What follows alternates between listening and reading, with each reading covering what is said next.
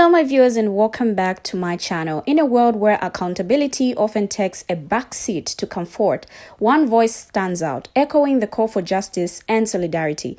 Now today we embark on a journey of understanding, empathy and action as we take a look into the critical conversation of reparations. Now in this video, this palm color man, a beacon of allyship and advocacy who boldly confronts the uncomfortable truths of America's past and present. His powerful message challenges the status quo and calls upon all palm color people to confront the legacy of injustice. From the dark shadows of slavery to the haunting specter of mass unalivings, the scenes of the past continue to cast a long shadow over the present. But he reminds us that reparations are not about guilt or punishment. They are about solidarity and accountability. So join me as we confront uncomfortable truths, dismantle harmful narratives, and pave the way for a future built on justice, equity, and unity. This is not just a conversation. It's a call to action. Check out his video. I will be right back. I 100% agree that the United States owes the black community reparations, and this is why. It's not about white people owing black people. It's not about white people being punished for the sins of our ancestors. In fact, it's quite the opposite. It's about white people standing in solidarity with a community that has suffered grave, egregious injustices at the hands of the United States government. But first, we must decenter ourselves in this conversation, alienate ourselves from our privilege, and hold the United States institutions and systems accountable for the wrongs that they never rectified. From slavery to black codes, to convict leasing, to Jim Crow segregation, to anti-black housing policies, to mass incarceration, we have never rectified our wrongs as a country. If you look at our criminal justice system, 1 in 3 black males carry convicted felon label. That is a real stat. Is it because they're inherently evil, or they just need more personal accountability? Or is there something larger at play?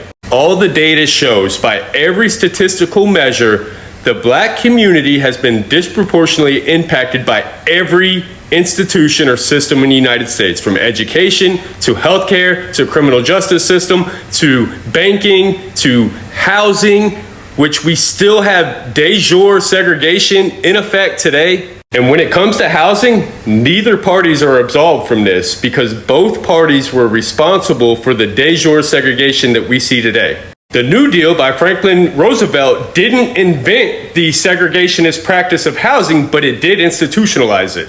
Restricting access to capital for black families while enriching white families, the big reason why we see the generational wealth gap we see today. And remember, public housing wasn't initially for poor people, it was for working class white families. But because of laws and policies implemented by the United States government, it reinforced segregation because public housing was to reflect the racial composition of the existing neighborhood. We had redlining and gentrification of neighborhoods, the residual effects of all these policies that we still see today.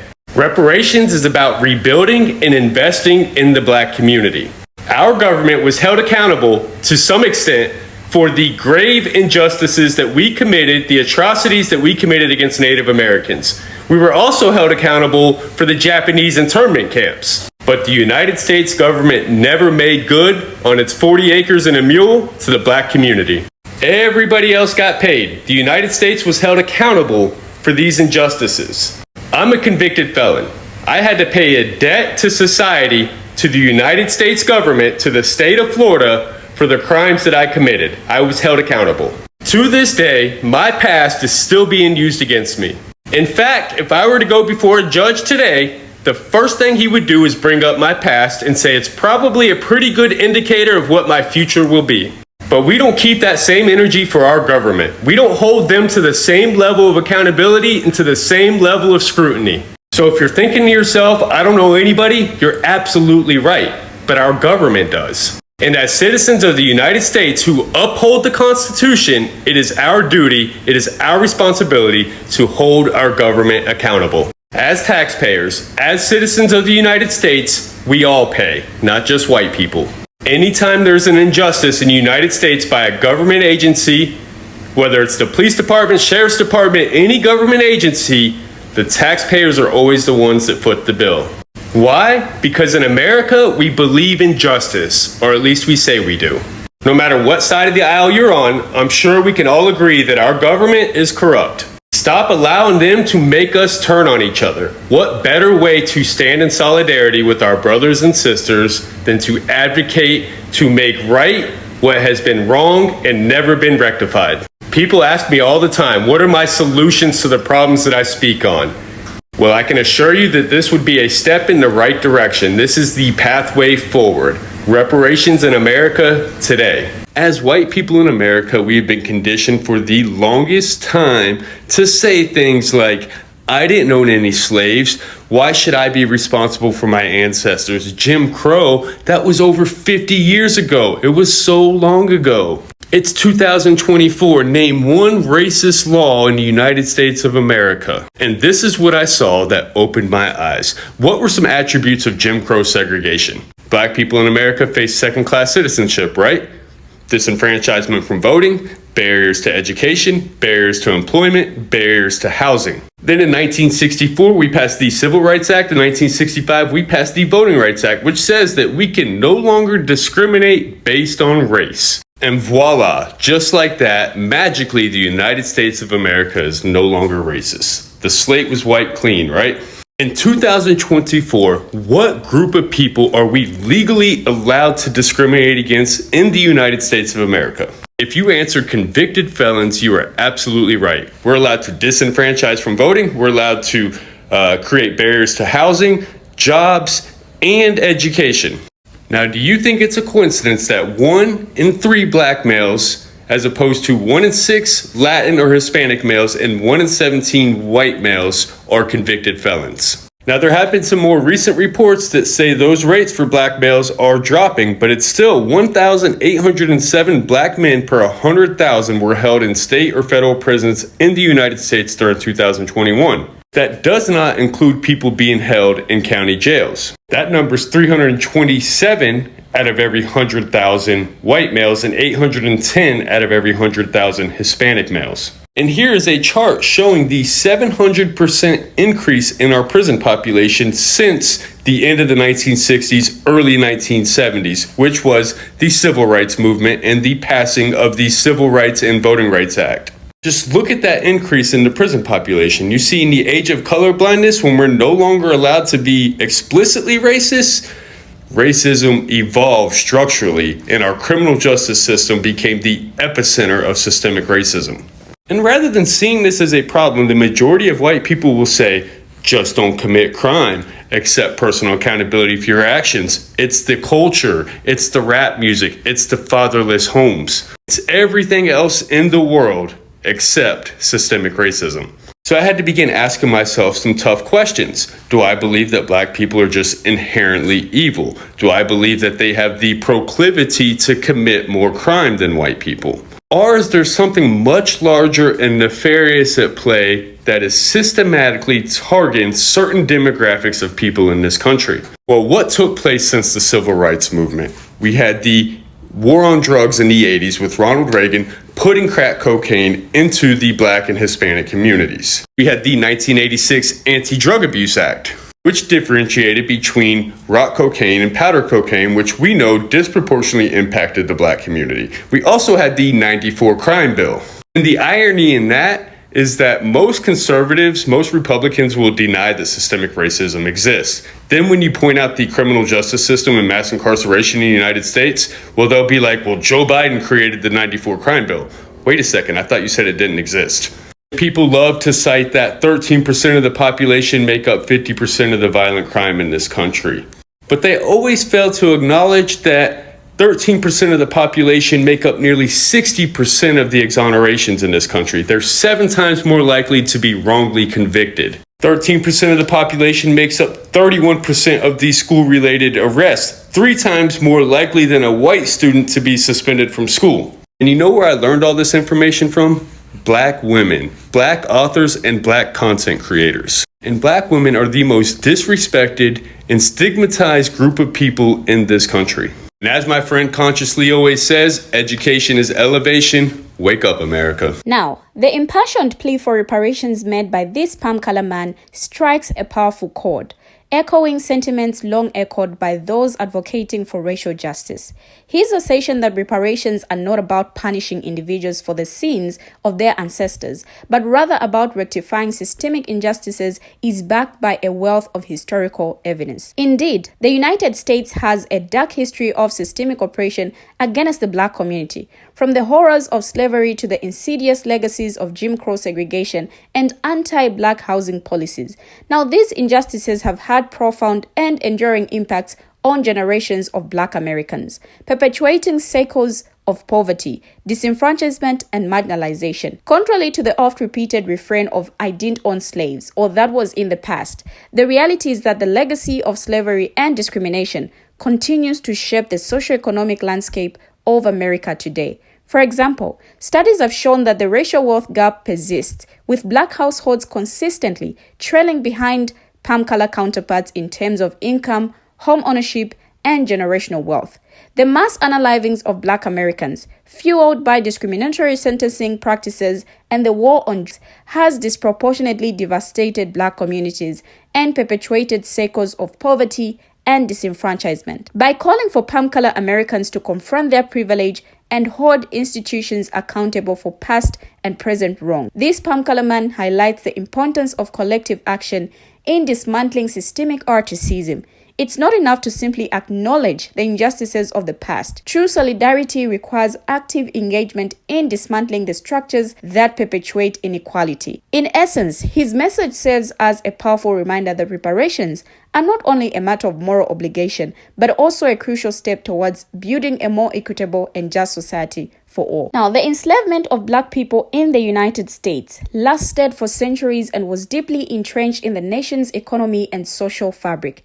According to the Transatlantic Slave Trade Database, an estimated 12.5 million Africans were forcibly transported to the Americas between the 16th and 19th centuries, with millions more getting unalived en route. The economic benefits derived from slavery, including the unpaid labor of enslaved individuals, laid the foundation for the nation's prosperity. Following the abolition of slavery, Black Americans continued to face systemic discrimination and violence through Jim Crow laws, which enforced racial segregation in public facilities, schools, and housing. Now, this institutionalized racism perpetuated economic disparities and denied Black people access to equal opportunities for education, employment, and housing. Throughout the 20th century, federal housing policies such as redlining and restrictive covenants systematically excluded Black Americans from home ownership and relegated them to racially segregated neighborhoods with limited resources and investment. As a result, Black communities were deprived of the wealth-building opportunities